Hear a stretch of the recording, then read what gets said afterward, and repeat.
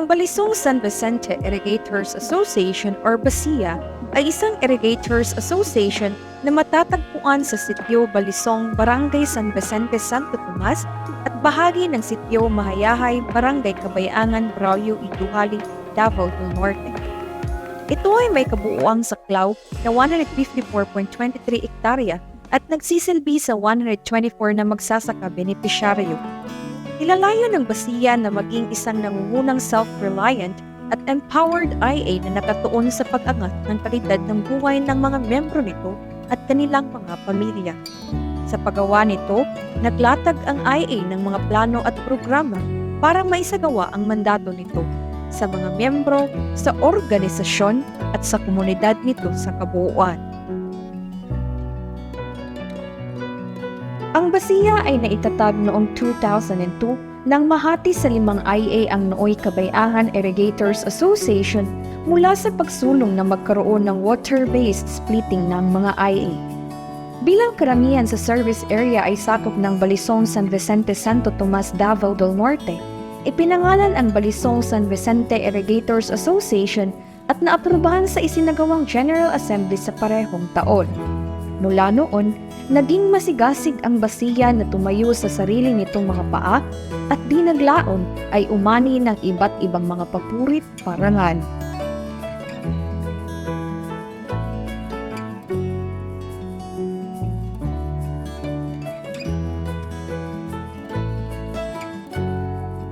Katulad ng ibang mga IA, marami ring kinakaharap na mga pagsubok ang BASIA. Isa na rito ang pagkasira ng ilan sa mga istruktura at pasilidad para sa patubig na sanhi ng mga kalamidad at iba pa na nakakaapekto rin sa kanilang pagsasaka. Upang malutas ang mga ganitong problema, aktibong lumalahok ang mga miyembro ng BASIA sa iba't ibang gawain kagaya ng bayanihan kung saan na ipamamalas nila ang pagkakaisa. Sa ngayon, ang BASIA ay pinamumunuan ng isang pangulo na sa tagal ng panahon ng kanyang pagsisilbi ay naiangat niya ang bawat miyembro nito sa rurong tagumpay. Ako dahil si Idol Kukoy, mingat ko yun dari sa Iduhali, Davao del Norte, at pati na rin obisibig na si Bihanos. And then, kusar ka full-time na kauubay. Sa paglipas ng panahon, umani ang BASIA ng marami ring mga papurit mga parangal dahil sa ipinamamalas nitong kagalingan bilang isang asosasyon. So, tanan nga leader is na may mga sitrikto ni potensyal. Pero sa ako is number 1 is ang dedication sa trabaho, ang imong kasit-kasing sa farmers, o katulo is until more with the asosasyon. Ang ito pa, in touch ka sa membro, sa mga opisyalis, no, tebalo sa natikarat sa IA, o awareness kung sa improvements, o sa mga kaayuhan na sa asosasyon.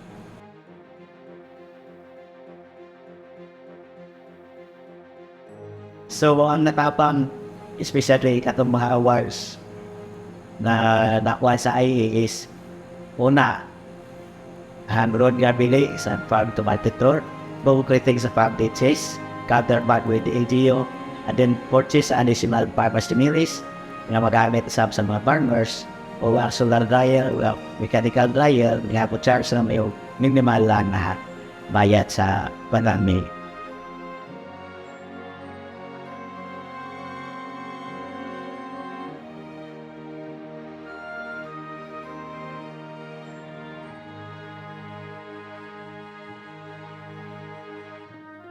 Tunay ngang magandang kinabukasan ang nakaabang para sa BASIA.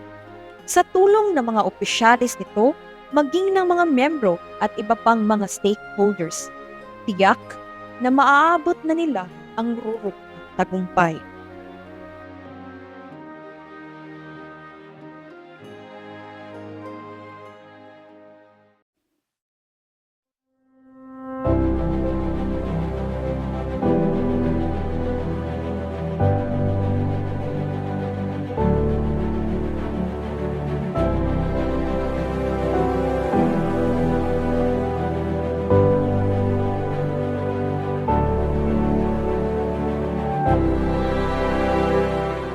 kabila ng mga hamong dumarating, naging simbolo ng kagalingan at katatagan ang Maniki Magatos Kamuning Farmers Irrigators Association o MMCFIA.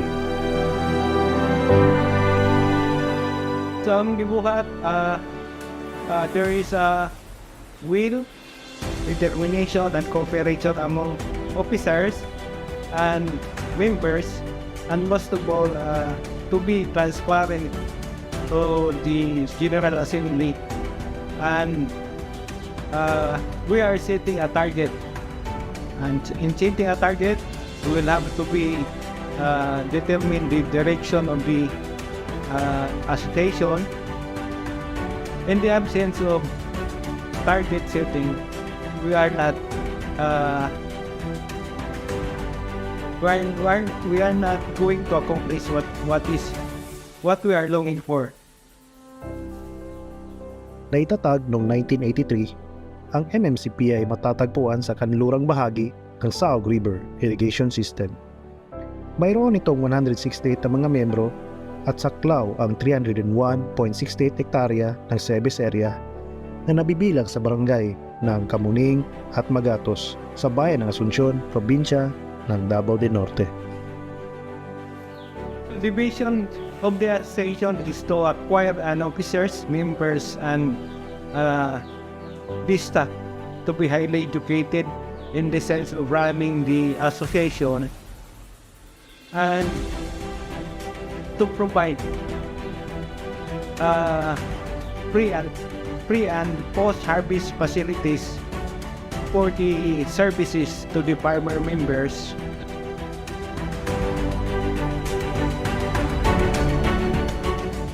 Bilang naatasan sa pagpapanatili ng irigasyon at mga estruktura na sakop nito, aktibo ang MMCPA sa paglahok sa mga programa ng NIA at iba pang mga ahensya upang masiguro ang paglago ng kanilang pagsasaka na pinagkukunan ng hanapbuhay ng mga miyembro nito.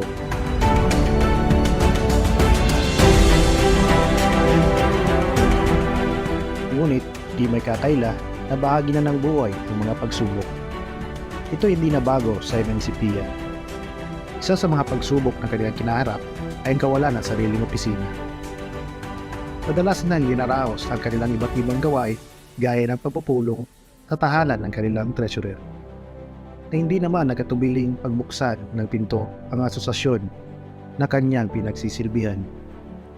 So we have acquired an office for the association through the proper presentation of plan to have an office to the General Assembly, and agreed upon among us to have a sustainability use of 900 pesos per cropping, and eventually we purchased a 300 square meter lot and became almost 600 square meter of lot, and it follows the construction of the office, and we've done it through transparent accounting of finances. So we have acquired the office of the MMCFIA.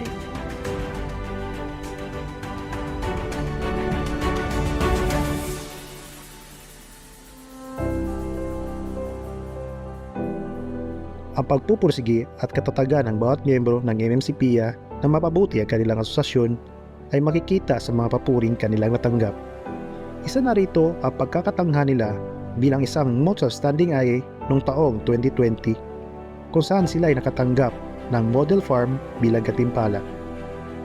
Isa rin sa kahangahangang tagumpay ng MMCPA ay pagkabilang nila sa Rice Competitiveness Enhancement Fund ng Department of Agriculture kung saan sila ay nakakakuha ng makinarya na gamit sa pagsasaka.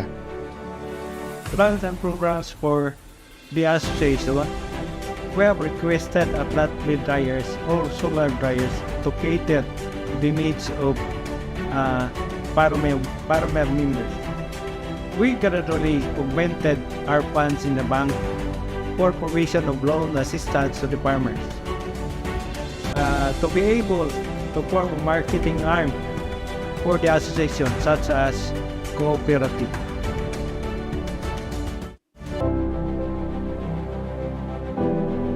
Patunay ang MMCPIA na anumang hamon na dumating ay kayang rapin ng isang samahang nagkakaisa, may dedikasyon, at may iisang adikain na mapaunlad ang buhay ng nasasakupan nito.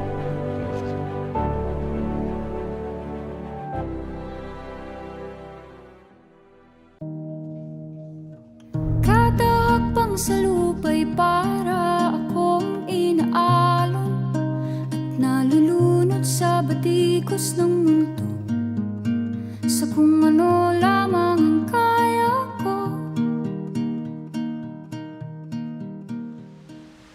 Ang New Cortez Farmers Irrigators Association INC ay isang irrigators association na matatagpuan sa Barangay New Cortez at Barangay New Bohol, New Corellia, Davao del Norte na may lawak na 166.28 hektarya na nagsiservisyo ng 186 farmer beneficiaries.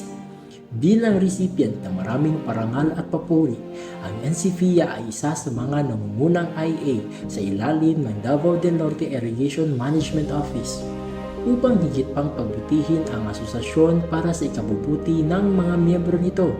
Ang NCFIA ay nagsagawa ng mga programa, aktibidad at mga layunin na makikita sa vision, mission at goals nito para sa pagkamit ng kanilang mga mithiin. Sige, mayong hapon sa tanan. Ako dahil si Mr. Amy Bigkabil, isa ka lumulupyo ni Maong Barangay New Cortez. Lumulupyo sa Pro 3, New Corellia. Ang akong pangidaron is 55 anyos. Kasamtangan ikaupat nga presidente ni Maong Asosasyon nga NCPIA.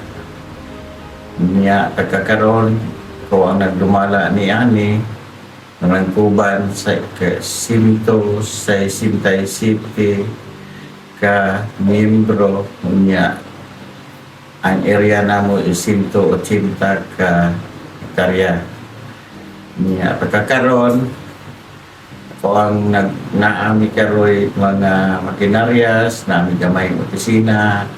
Naabot na mo ning amo ang kahimtang karon gumikan sa tabang sa especially sa NIA sa mga lain-laing nga ahensya na niabot ni maning punto karon nga mo ni amo ang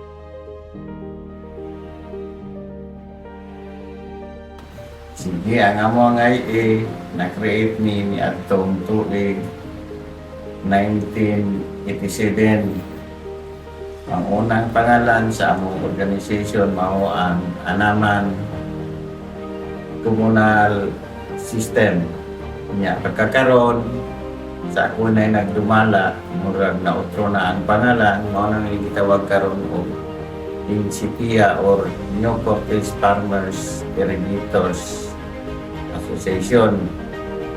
Niya nagkuha ni og tubig dito sa sapa sa Anaman, tawag na mo Anaman.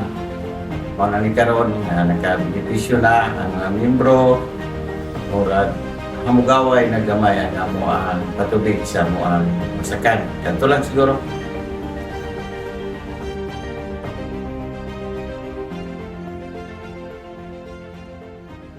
Sige, ang amo ang sikreto isa ra gyud unang-una ang amo ang pagsalig sa Ginoo niya na aming nipon sa amo ang balaod sa among asosasyon.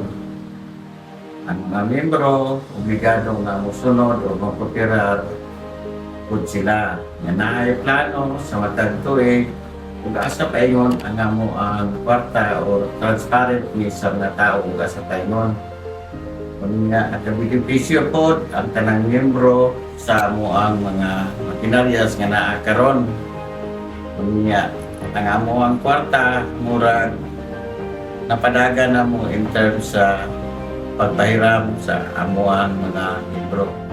Ang IA ay humarap sa maraming hamon sa ilang taon na paghirang nito. Ang madalas na pag-apaw ng Anamay Creek Sa panahon ng tag-ulan na sumisira sa mga pasilidad ng patubig at mga pananim ay napatunayang isang hamon sa IA. Sa tulong ng NIA at ng local government unit ng New Corelia, nagawa ang mga solusyon at mga proyektong ipinapatupad upang mabawasan ang pagbaha sa lugar sa pagpapabuti ng mga umiiral na estruktura sa tabi ng sapa at mga lateral kanal na bawasan ang pagbaha. Sa paglipas ng mga taon, ang NCFIA ay nakakuha ng maraming parangal at rekomendasyon para sa huwarang pagganap nito. Ipinamalas din ng IA ang pagiging bukas palad nito sa komunidad na kinabibilangan nito sa pamamagitan ng pagbibigay pinansyal sa iba't ibang gawaing pagkakawang gawa sa paaralang elementaryan ng New Cortez. Ang lahat ng mga parangal na ito at ang mga gawa ng kabutihang loob ay patunay na ang NCFIA ay nakatuon sa kanyang pangako na higit na mapabuti ang mga serbisyo nito sa mga miyembro at kapwa magsasaka. Gayon din na ibalik sa komunidad ang lahat ng biyayang natanggap nito. Ang New Cortez Farmers Irrigators Association ay kasalukuyang nagpapatupad ng 5-year development plan na idinisenyo ni Dubai upang masiguro ang matagalang sustainability ng IA. Ang pagbili ng mga karagdagang makinarya at kagamitan sa sakahan tulad ng mga water pump, hand tractors at flatbed dryers ay nasa pipeline din at kasama sa plano.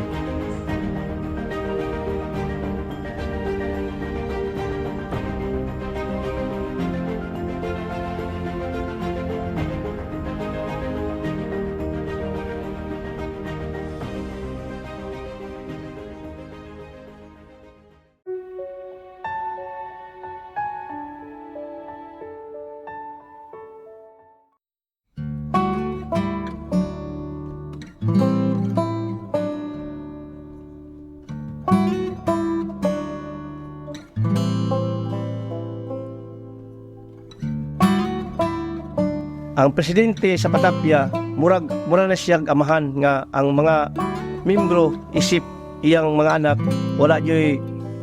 walay laing pangandoy sa spesyalis nga ang tanang membro sa Patapia matabangan.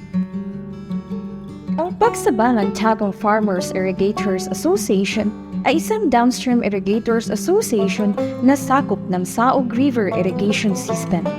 Ito ay may saklaw na 124.94 ektarya na matatagpuan sa Barangay Pagsabangan, Tagum City, Davao del Norte. Ito ay pinakikinabangan ng 117 mga membrong magsasaka.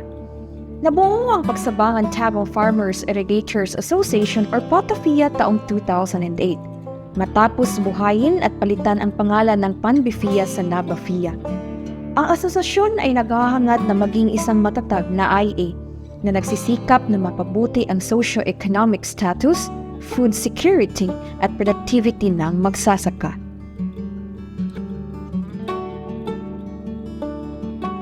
Mayong buntag, ako si Daniel Sibilye, 59 years old. Nagpuyo sa Barangay Pagsabangan, Tagum City, Davao del Norte. Presidente sa Patapia.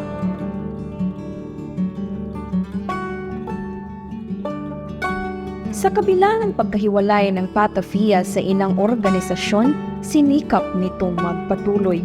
Ang mga miyembro ay naging mas aktibo at nakibahagi. Sinangkapan ang kanilang mga sarili ng kaalaman na kanilang nakuha at pinayaman ang kanilang mga sarili sa mga kasanayan at karanasan na kanilang natutunan.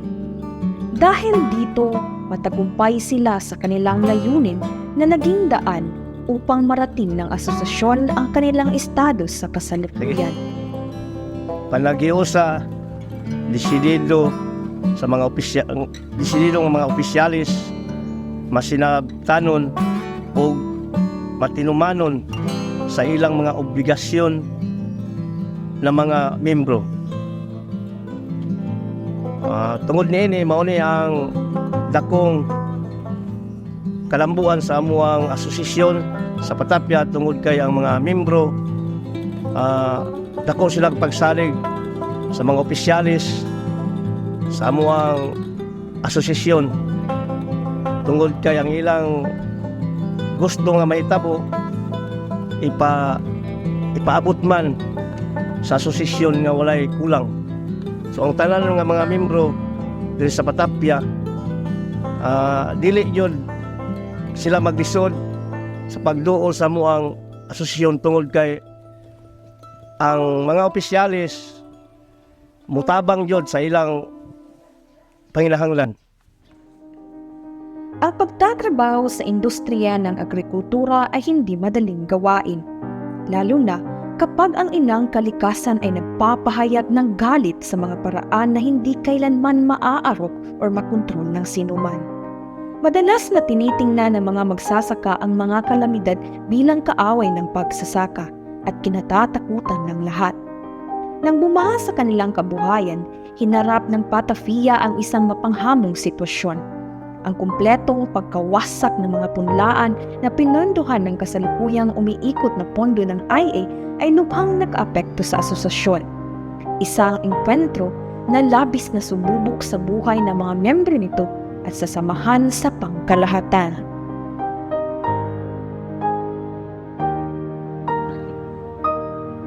Bunga ng saloobin at pag-iisip ng mga miyembro ng Patafiya, ang nasabing hamon ay kinaya ng samahan lalo na ng mga naapektuhan.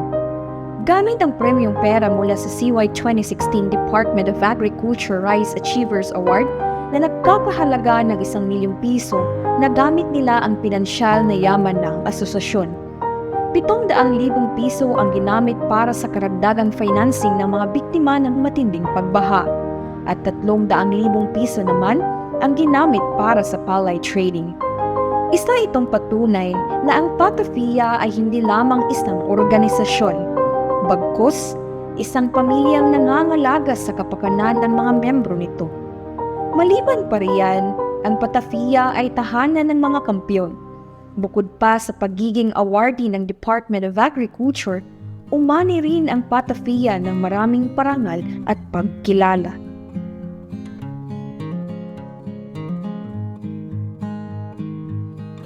Kaya mo ang gimugna nga revolving fund nga moabot na ang amuang pangandoy nga matag usa niini nga makaabil ani amo ang gihimong revolving fund nga ang tanang membro makaabil aning 30,000 kada hektarya para dili na sila moadto sa mga traders tungod kay ang asosasyon nakamugna man og pinaka maayo nga panghuna-huna niini para sa mga membro sa Patapia. Kay para ang tanang membro dili na maglisod o ang tanan nga mga membro makatanom. So mao na yung mga pangandoy sa Patapia karon nga umaabot nga murag matuma na jud namo ni tungod kay ang mga programa sa City of Tagum sa gobyerno sa Tagum todo suporta sa amo ang asosasyon. Pasalamat po mi sa among mayor sa karon nga ang Patapia gitutukan jud sa City of Tagum.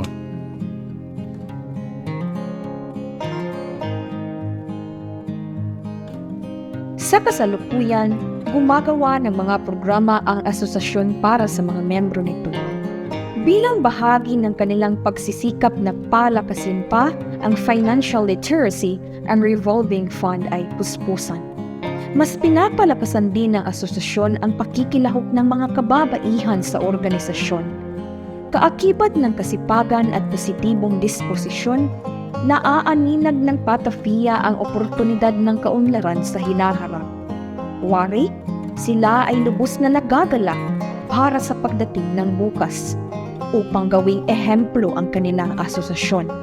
Asosasyon ng paglago at kasaganaan.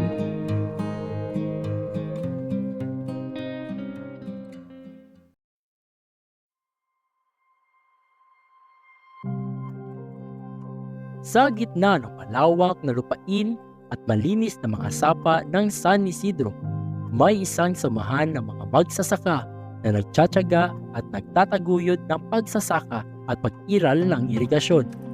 Malugod na inaanyayahan kayo ng NIA Davao del Norte Imo Success Story. Masamahan kami sa isang makabuluhan at kaakit-akit na paglalakbay sa mundong ito. Ako ang inyong gabay, isang tagapagsalaysay na magdadala sa inyo sa isang dokumentaryo na puno ng karanasan at kaalaman. tayo ay maglalakbay sa pamamagitan ng aking mga salita upang masaksihan ang mga tagumpay, ang hamon na hinaharap ng San Isidro Farmers Irrigators Association o SIFIA.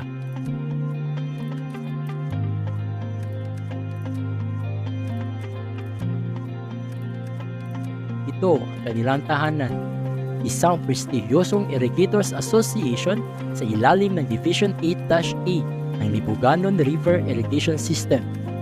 Ang SIFIA ay naglilingkod sa isang malawak na lupain na may saklaw na 243.02 hektarya at nagbibigay ng serbisyo sa 150 miyembro. Sa pamamagitan ng pagsasama-sama ng mga lider, mga kasapi at mga benepisyaryo ng SIFIA, ang pangunahing hangarin ay ang pagpapabuti sa kalidad ng pamumuhay. Ngunit hindi ito naging madali para sa kanila. Maraming mga hamon na nilang kinaharap sa pagtatayo at pagpapalago ng asosasyon. Balit, sa tulong ng Institutional Development Section ng NIA Davao del Norte IMO, ay patupad nila ang mga programa at patakaran na kinakailangan para sa maayos na operasyon at pagmamanatili ng kanilang organisasyon. Sa liderato ni Pangulong Jovenel S. Combate, naging matatag ang koordinasyon sa pagitan ng SIFIA at National Irrigation Administration o NIA. Mas naging aktibo ang mga miyembro, mga opisyal at mga lider ng Farmer Irrigators Groups o FIG sa mga plano at gawain ng asosasyon.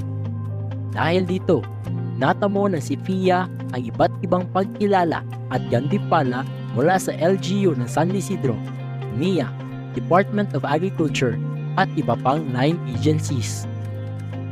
May adlaw sa tanan, kunito si Jovenel S. Combate, kasamtaman ng imuyo dinhi sa Purok 2 San Isidro Carmen, Davao del Norte. O sa pagkakaroon ako paghihapon ang presidente sa San Isidro Farmers Irrigators Association, SIFIA.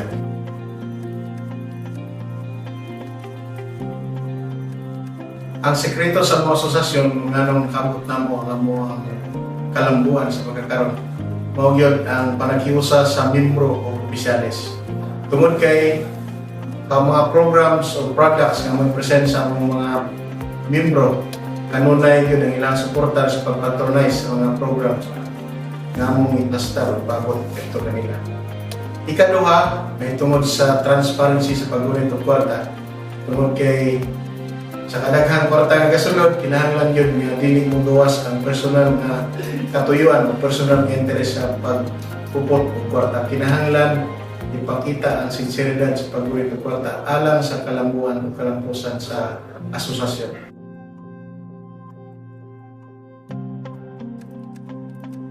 Sa mga miyembro, sa mga pagka-opisyalis, isip mag-uuma, takong challenge o pagsulay sa pagpanguma, mo ang pagkuha ng saktong pondo sa paggastos ng panguma. Kung dili misulod ang among grupo sa opisyalis sa paghatag o production loan sa among farmers gikan sa landbank, ang mga opisyalis nangusog o nangingamot sa pagpangita o lending institution ng makatabang sa mag-uuma. So pagkakaroon, nagapahulam kami sa among mga mag-uuma o nagkantidad o 37,000 bali ang isa hektarya ilang magasto sa pagpanguma. Ikaduha, mahitungod sa paghatag o marketing support services sa ila ay gamot sa tigbaligya. Kinahanglan nga doon na naging klarong kabaligyan ng amuang humay kay kung dili padulong ng gihapon dito sa bagsak presyo. Muna nga ang SIFIA nangita o mga maayaw nga mupalit og humay gikan sa kasikbit nga mga lungsod, munisipyo o mga probinsya aron nga makatabang sa panginahanglan sa pagpalit sa humay gabot sa tingali.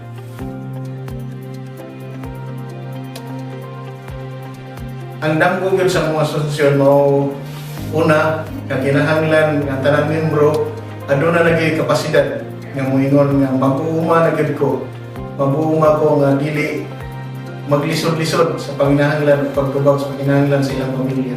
Pinagi sa paghimo niini nangandoy gyud mi nga unta fully mechanized na nga mga operasyon sa pagpanguma. Karon gamay ang gasto, kumuda po ang kita sa mga mag-uuma. Sa mga susunod na taon, naghahanda ang SIFIA upang mag-expand bilang isang pallet trader sa kanilang munisipalidad. Kanilang pinapanday ang kanilang bagong ambisyon, ang full mechanization ng kanilang produksyon. Hangad rin nilang manatiling isa sa mga top partners at advocates ng Enhanced Partnership Against Hunger and Poverty o IPA. Sa hinaharap, magpapatuloy ang tagumpay at pag-unlad ng SIFIA sa larangan ng agrikultura at irigasyon.